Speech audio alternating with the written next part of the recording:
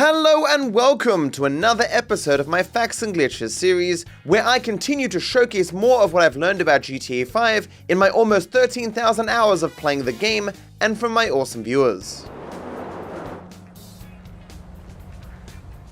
Dropped weapons can still randomly fire. This is the case immediately after being dropped, like these examples.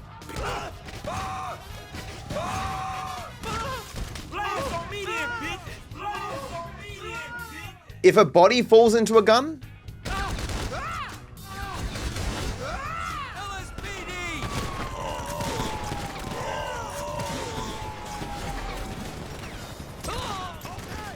or if you just walk into a gun. You may also notice that shotguns pump themselves after firing. The phone call that occurs at the end of the mission Derailed is the most powerfully persistent phone call in the entire game. Once you complete the mission, a joint phone call is made to Trevor by Steve and Michael. Accepting the phone call starts a conversation between the three. Hello. Tally's on the line too. Hey, Trev. We're moving on the chemical weapons plant. And the end of the call spawns the mission Monkey Business on the map. Accepting and finishing this phone call is the only way to spawn the mission, which is necessary to complete the game, so they will just keep calling you over and over again until you pick up. You are even prevented from doing some activities, for example, races will not start.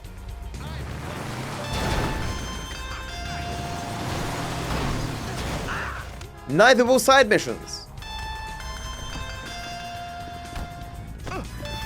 By the way, that's entirely your fault. The call can be interrupted by simply having your phone up. You can't even save and load the game to escape.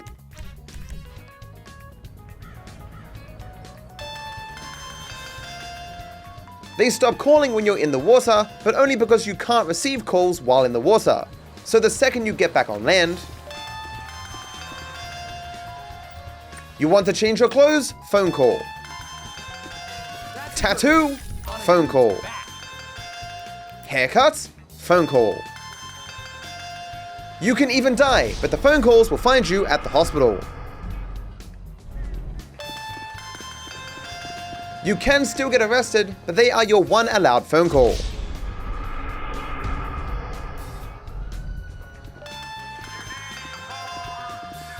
One strange interaction happens when you interrupt a random event, as some dialogue will play as if you did pick up the call. I'm not a racist.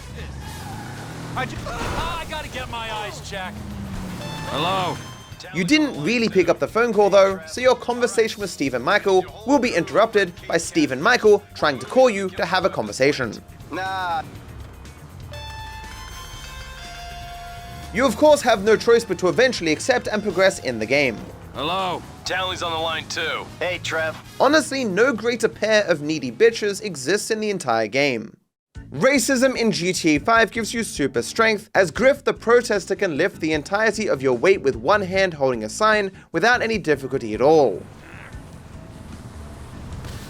This land is my land. It was given to me by the people who stole it. So tell me, what do you think about the Canadians? I cannot stand me some Canadians. At least the Mexicans have the civility to look different, keep the jobs and the handouts and the complaining about things for people like me. I mean, it's getting ridiculous. The mission friend request sees Michael go undercover to gain access to the Life Invader building. What the game is programmed to consider as drawing attention to yourself and therefore violating your cover is quite strange. For example, while honking the horn of your car outside the Life Invader building is perfectly fine, getting in a boat is not.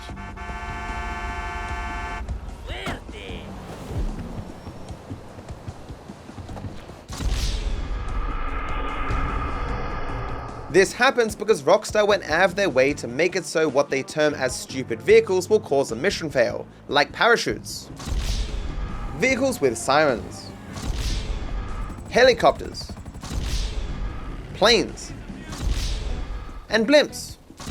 Rockstar's anti-blimp bias will not stand.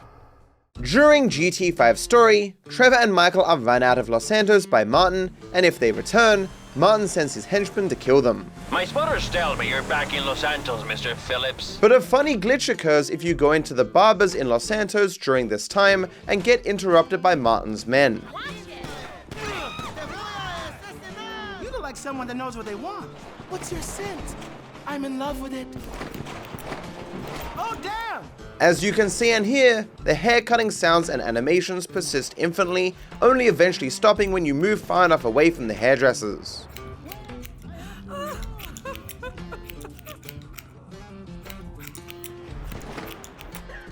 Hey, get him! Agárrale! Come here! Sharp!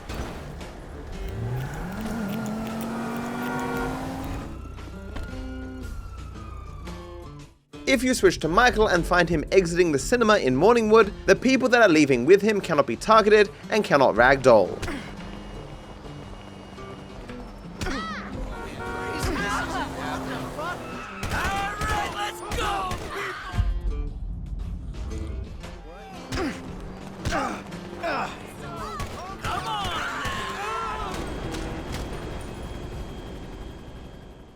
In GTA Online, if you've ever wanted to know what it's like to be inside a guy, you can achieve that at the music locker, as you are able to sit down exactly where Miguel Madrazo is. Phasing into him in this way has no practical benefit, but it is sort of funny.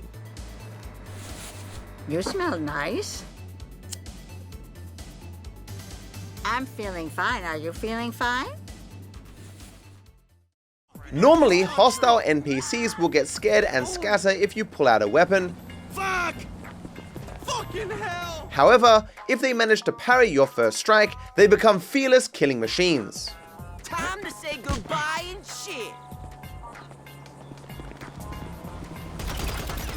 Not only do they now not fear your weapon, even firing around them does not concern them even slightly.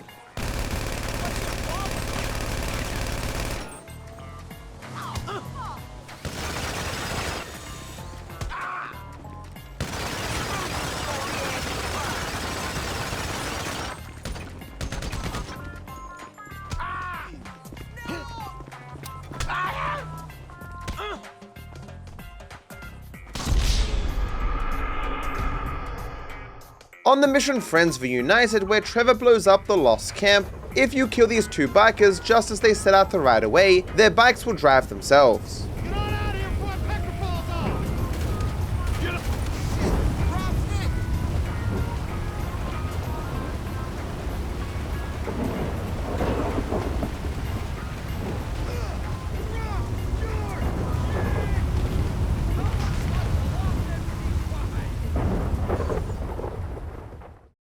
The mission Mr. Phillips sees Trevor killing Johnny and Ashley crying over his death.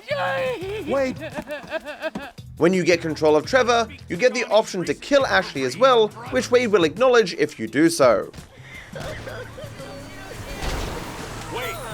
Well, you just get in that bitch Ashley you was in, so if we bury Johnny in the desert, then they don't need to find out about it. You think it's clever to disrespect women? I wasn't disrespecting, I just pointed out that we killed her. Surprisingly though, despite her death, Ashley will still post on Life Invader after the mission is complete. She states, "You'll pay for what happened to Johnny, all of you." I guess this confirms GTA 5's Afterlife has social media.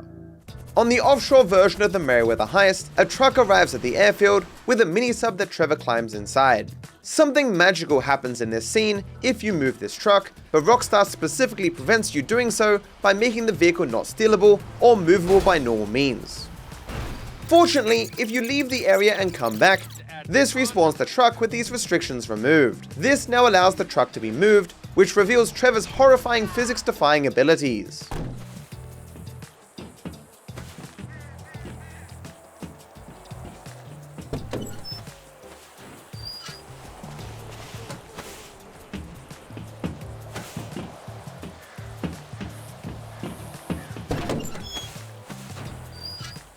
You getting in? The current FUTO's roof is so low that the player's head easily peeks out of it.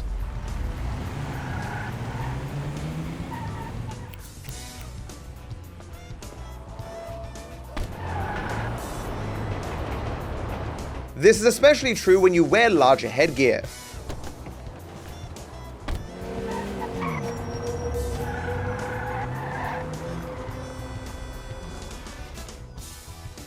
GTA 5 reuses character models more often than you likely realize. For example, we meet the janitor Harvey for the first time on the mission cleaning out the bureau. I thought we'd start by finding a way into the building, the janitor. You got another one of those, Harvey?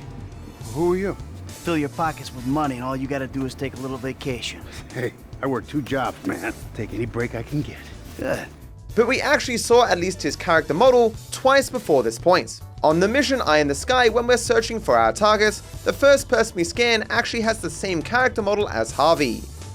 10 years on the job and all they care about is the bottom line.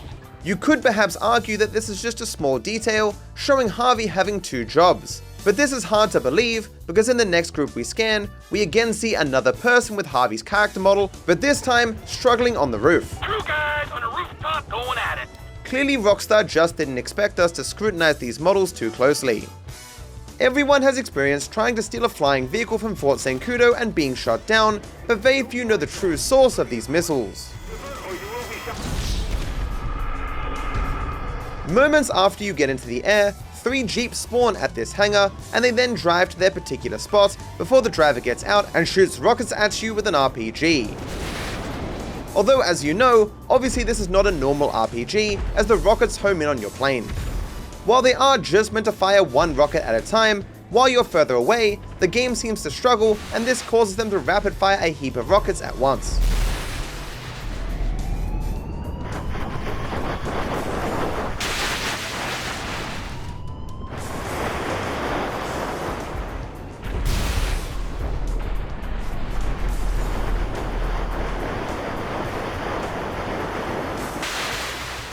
Funnily enough, you can actually get them to blow themselves up by flying so they angle their weapon towards their jeep.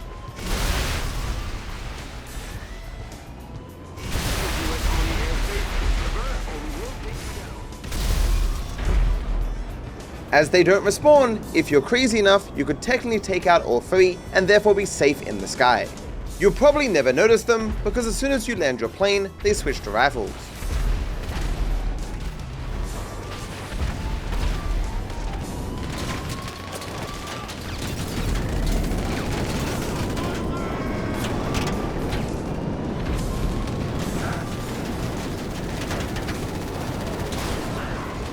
However, if you parachute down, they will keep using RPGs, regardless of how close you get.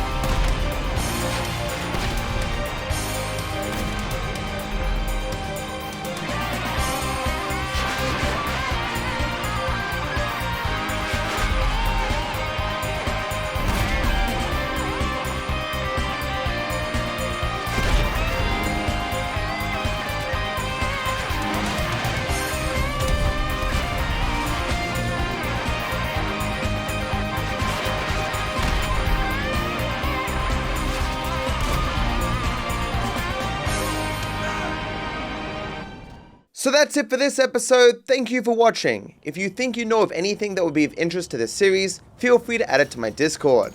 I hope you're all doing well.